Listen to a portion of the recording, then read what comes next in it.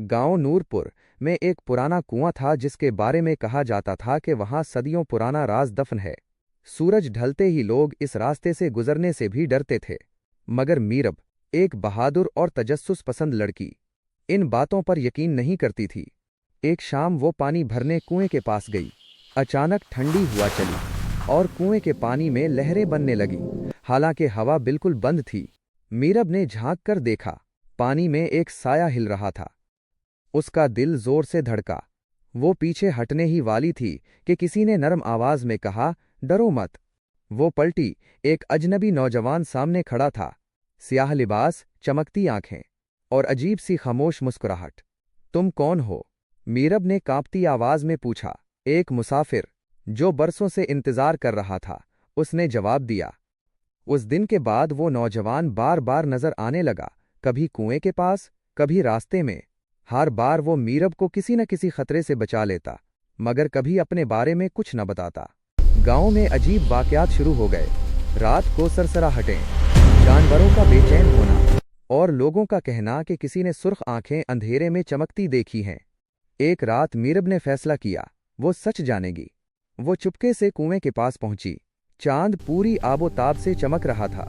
अचानक पानी में हलचल हुई और वो नौजवान जाहिर हुआ। तुम हकीकत जानना चाहती हो? उसने संजीदगी से पूछा। मीरब ने हाँ में सर हिलाया। अगले ही लम्हे उसका जिस्म लर्जने लगा, आंखें सुर्ख हो गईं और वो एक द्योहिकल इच्छाधारी नाग में बदल गया। मीरब की सांस रुक गई, मगर नाग ने सर झुका लिया। मैं इस कुएं का मुहाफिज हूं। सदियों से एक अंधेरी ताकत को कैद रखा हुआ है, मगर तुम्हारी नेकी, तुम्हारी हिम्मत ने मेरे दिल में एक नई रोशनी जगाई। मैं तुमसे दिल लगा बैठा हूं, मगर मेरा फर्ज पहले है। इसी लम्हे कुएं से स्याह धुआं उठा, जमीन कांपने लगी, कैद ताकत आजाद हो रही थी। नाग ने गरज कर कहा, पीछे हट जाओ। एक खौफनाक साया बाहर निकला। नाग और साया आमने सामने आ गए। फिजा गूंज उठी। मीरब ने खौफ के बावजूद चीख कर कहा, तुम अकेले नहीं हो। उसकी आवाज में ऐसा यकीन था कि नाग को नई ताकत मिली। एक आखिरी जोरदार वार के साथ साया वापस कुएं में कैद हो गया। खामोशी छा गई। नाग जख्मी था, मगर जिंदा। वो आहिस्ता से बोला, तुमने मुझे याद दिलाया, ताकत का असल मतलब हिफाजत है। सुबह होते ही वो नौजवान की शक्ल में वापस आया, मगर जाने से पहले कहा, जब तक ये गांव महफूज है, मैं करीब ही हूंगा। मीरब ने आसमान की तरफ देखा।